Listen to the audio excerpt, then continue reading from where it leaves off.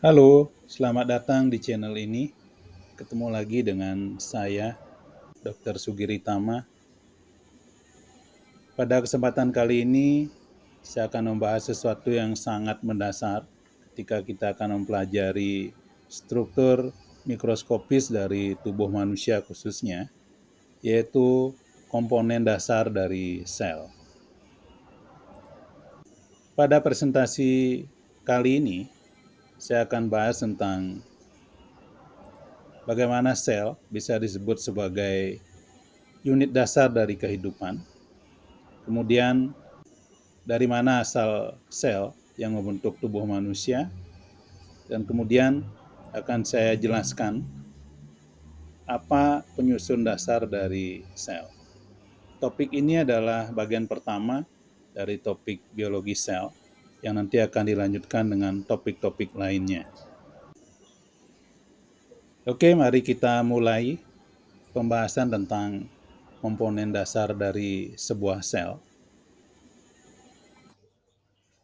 Yang pertama, bagaimana memahami bahwa sel itu sebagai unit dasar dari kehidupan.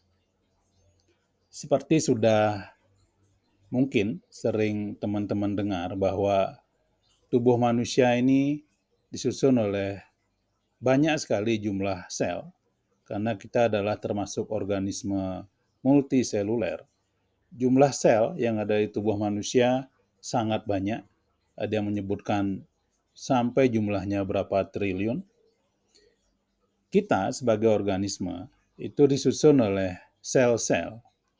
Nah, sel ini disebutkan sebagai unit dasar dari kehidupan kita sebagai manusia atau sebagai organisme.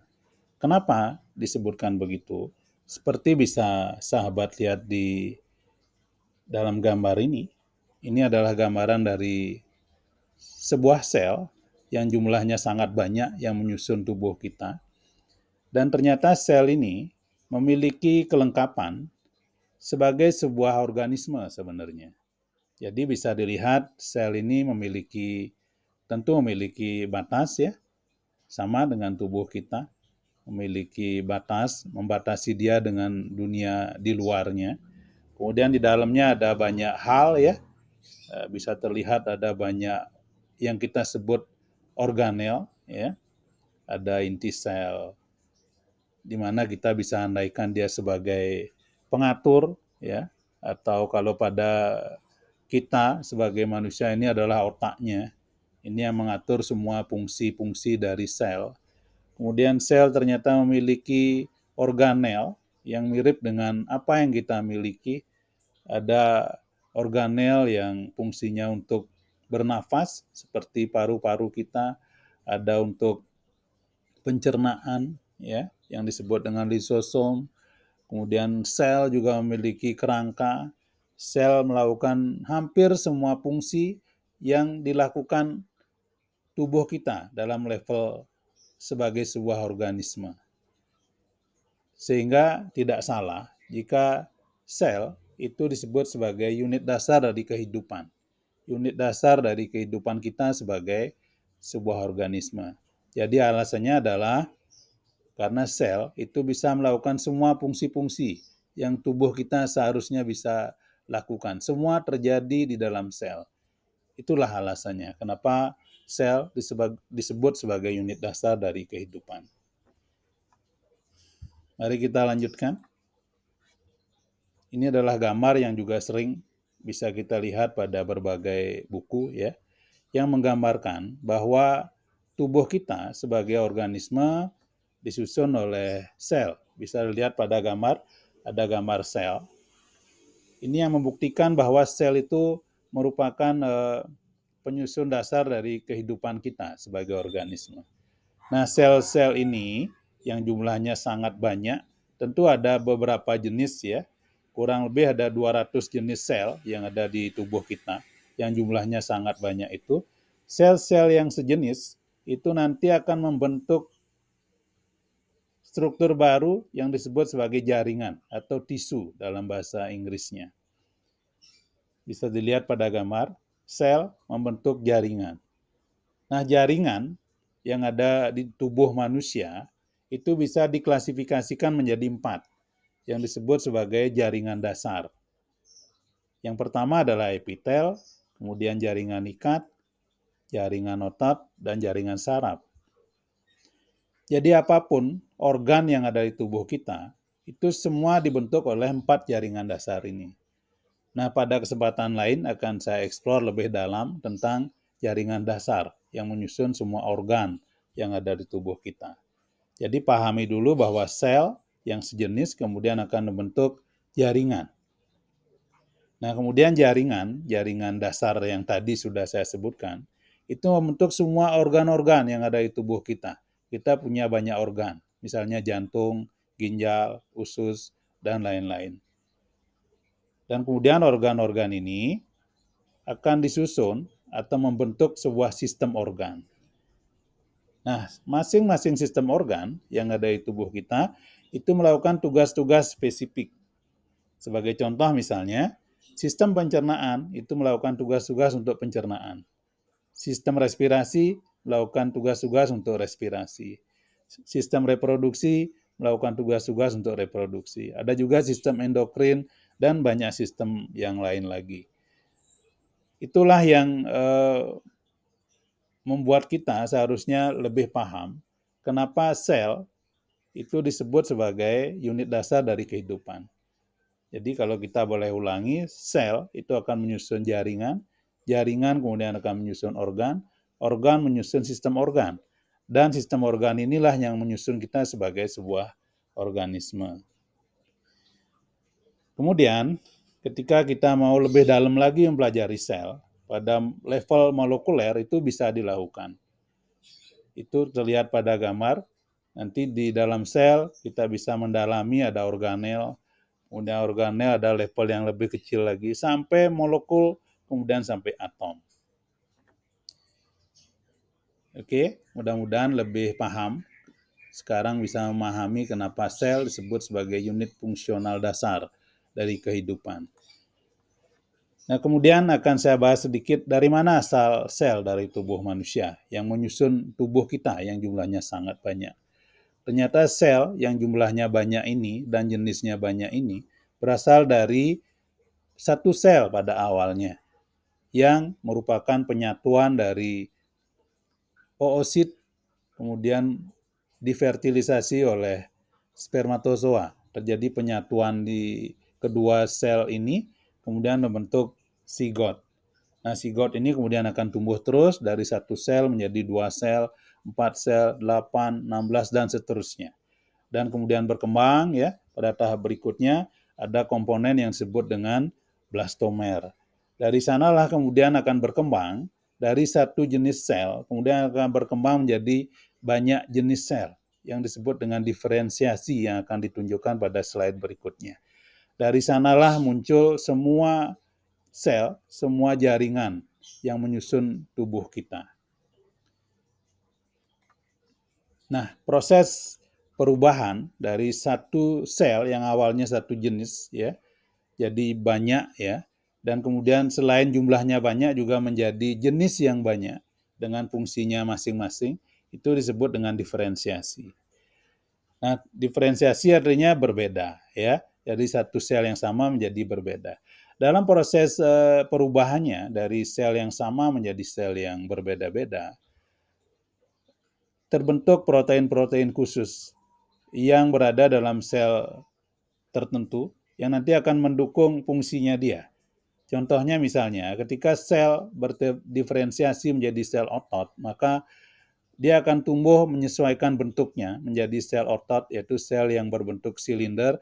Kemudian di dalamnya akan terbentuk protein yang nanti mendukung fungsinya sebagai otot, yaitu miofilamen yang isinya aktin dan miosin. Contoh lainnya adalah yang akan berkembang menjadi sel saraf, itu akan berubah bentuk morfologinya. Berubah bentuk menjadi sel yang memiliki akson dan dendrit. Kemudian di dalamnya akan ada terbentuk sitoskeleton yang sangat baik dan ada organel yang sesuai untuk mendukung fungsinya. Misalnya untuk membentuk neurotransmitter. Dan di permukaan membrannya akan disesuaikan. Itulah yang terjadi pada proses diferensiasi. Dari satu sel yang sama, jumlahnya bertambah banyak, kemudian jenisnya menjadi beragam, yang nanti akan menyusun jaringan-jaringan dasar pada awalnya, kemudian akan menyusun berbagai organ yang ada di tubuh kita. Tadi sudah disinggung pada awal presentasi bahwa tubuh kita memiliki memang banyak sekali jumlah sel. Ketika dikelompokkan, ternyata kurang lebih ada 200 jenis sel yang berbeda. Nah, walaupun jenisnya beragam, tapi ternyata sel-sel yang menyusun tubuh kita memiliki kesamaan-kesamaan atau memiliki karakteristik umum. Yang pertama adalah semua sel tentu memiliki membran plasma, yaitu sebuah selubung yang menyelubungi sebuah sel dan memisahkan dia dari dunia luar. Dan semua memiliki organel, yaitu struktur-struktur kecil yang fungsional yang ada di dalam sel, khususnya di sitoplasma. Sel itu memiliki kemampuan untuk mensintesis makromolekul yang bisa digunakan sendiri atau akan dikirim keluar untuk digunakan berkomunikasi dengan sel yang lain atau mempengaruhi fungsi-fungsi sel yang lainnya. Kemudian ciri-ciri berikutnya, semua sel memiliki kemampuan untuk menghasilkan energi pada sebuah organelnya dan produknya namanya ATP. Dan yang terakhir, satu sel dengan sel yang lainnya itu memiliki kemampuan untuk berkomunikasi. Jadi ada sinyal yang dikirim oleh satu sel, sel yang lainnya menerima, dan sebaliknya. Nah, itulah ciri-ciri umum dari sel yang menyusun tubuh kita. Kalau bisa diulang dengan singkat, yaitu memiliki membran plasma, memiliki organel, mampu mensintesis makromolekul, mampu memproduksi energi, dan bisa berkomunikasi. Nah, berikutnya kita akan masuk ke pembahasan pokok, yaitu komponen dasar dari sel. Bisa dilihat pada gambar ya. Apapun sel di tubuh kita, itu komponen dasarnya sebenarnya yang ditulis di buku adalah dua, yaitu ada sitoplasma dan nukleus. Dan tentu sel ini pasti memiliki membran, ya, yang membungkus dia, memisahkan dia dari dunia luar, di luar dari sel. Jadi komponen dasar dari sel adalah ada kompartemen nukleus, kemudian ada kompartemen sitoplasma, yaitu bahan yang mengelilingi nukleus. Di dalam nukleus itu berisi materi genetik yang mengatur fungsi-fungsi dari sel. Inilah komponen dasar dari sel. Nah, sebelum membahas masing-masing komponennya, ada istilah lain yang disebut dengan protoplasma. Nah, protoplasma ini adalah komponen hidup dari atau substansi hidup dari sel. Protoplasma itu tersebar di dalam sel sehingga bisa dibagi menjadi dua kompartemen, yaitu yang berada di dalam nukleus dikenal dengan nukleoplasma atau nama lainnya adalah karyoplasma. Sedangkan yang berada di luar dari inti sel disebut dengan sitoplasma. Ini adalah istilah lain ya yang disebut dengan protoplasma. Jadi protoplasma ini adalah gabungan dari sitoplasma dengan nukleoplasma. Kita akan bahas sekarang masing-masing komponen dari sel yang tadi sudah disebutkan, yaitu ada inti sel, ada sitoplasma, dan membran sel. Akan dibahas secara singkat. Yang pertama adalah sitoplasma. Sitoplasma ini adalah komponen sel yang berada di luar dari nukleus. Bisa dilihat pada gambar. Komponen terbesar dari sitoplasma itu adalah berupa air atau cairan. Cairan ini mengandung berbagai bahan kimia, baik yang organik maupun anorganik. Nah, bagian cair dari sitoplasma ini disebut dengan sitosol. Jadi istilahnya adalah sitosol. Nah, dalam sitosol ini terkandunglah beberapa komponen dari sel. Yang pertama adalah organel, yang berikutnya adalah sitoskeleton, dan yang berikutnya lagi adalah inklusi. Nah, organel ini merupakan struktur aktif yang memiliki fungsi-fungsi khusus. Misalnya untuk metabolisme, menghasilkan ATP, Sedangkan sitoskeleton itu fungsinya adalah untuk memberikan bentuk pada sel, kemudian melakukan fungsi-fungsi transport intraseluler dan berperan dalam pergerakan sel. Sedangkan inklusi itu adalah bahan-bahan yang merupakan produk sampingan dari metabolisme yang nanti menumpuk di dalam sel, bisa juga sebagai cadangan nutrisi, atau bisa juga berupa pigmen atau sebuah kristal. Jadi pahami sitoplasma ini, pengertiannya adalah semua yang berada di luar nukleus itu kita sebut sebagai sitoplasma. Nah, sitoplasma ini ada komponen cair yang disebut dengan sitosol. Nah, di dalam sitosol itulah tersuspensi yang komponen-komponen organel, sitoskeleton maupun inklusi. Berikutnya, membran sel, yaitu yang menyelubungi sebuah sel, akan dibahas secara singkat. Jadi membran sel atau disebut juga dengan plasma lemma, nama lainnya adalah membran plasma, disusun oleh phospholipid bilayer. Nah, ini perannya adalah sebagai penghalang yang selektif. Jadi dia memisahkan sel, tapi sifatnya selektif. Jadi ada bahan yang boleh lewat, ada bahan yang tidak boleh lewat. Diatur oleh sel.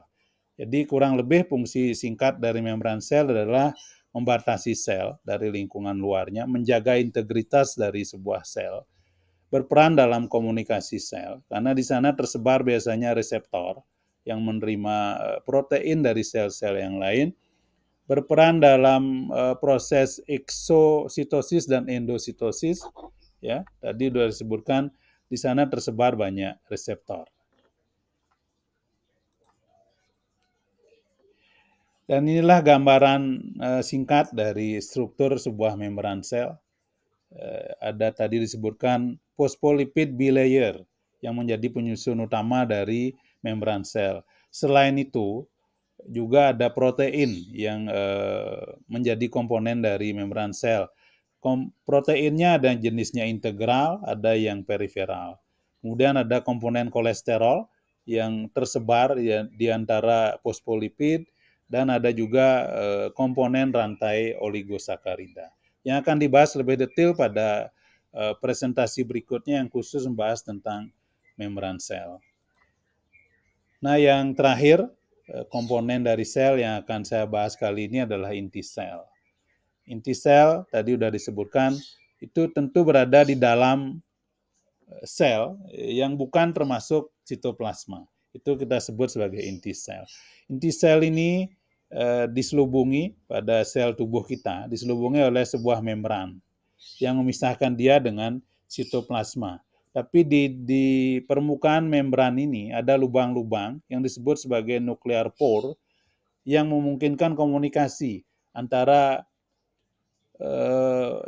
komponen yang berada di dalam nukleus dengan sitoplasma. Contohnya adalah untuk mentransport messenger RNA yang dibuat di nukleus akan dikirim ke sitoplasma. Nah, apa peran penting dari inti sel adalah menyimpan materi genetik yang sering disebut sebagai blueprint dari tubuh kita. Jadi semua peristiwa di dalam sel diatur oleh DNA yang berada di dalam inti sel. Kita sampai pada akhir dari presentasi ini, kita bisa membuat beberapa kesimpulan bahwa sel itu adalah unit fungsional dari tubuh manusia. Kemudian semua sel berasal dari satu sel pada awalnya yang disebut dengan zigot. Kemudian apa yang disebut dengan komponen dasar sel adalah inti sel, kemudian sitoplasma yang dibungkus oleh membran sel. Apa yang disebut dengan protoplasma adalah substansi hidup dari sel yang tersebar di dalam inti sel yang disebut dengan nukleoplasma dan di luar dari nukleus yang disebut dengan sitoplasma. Nah, pada sitoplasma, komponennya itu ada komponen cair yang disebut dengan sitosol, di mana di sana akan tersuspensi atau bisa didapatkan organel, sitoskeleton, dan inklusi. Membran sel fungsinya untuk membatasi sel dan memungkinkan untuk komunikasi satu sel dengan sel yang lain. Dan yang terakhir, inti sel itu mengandung materi genetik yang mengatur semua fungsi yang ada di dalam sel, yang pada akhirnya mengatur keseluruhan dari tubuh kita. Demikian yang bisa saya sampaikan tentang komponen dasar dari sel. Semoga bisa memberi wawasan lebih ya tentang sel. Terima kasih sudah menyimak dan jangan lupa untuk subscribe pada channel ini, dan jika dirasa materi ini bermanfaat, silakan dibagi ke teman-teman yang lain. Sekali lagi terima kasih dan sampai ketemu pada video berikutnya.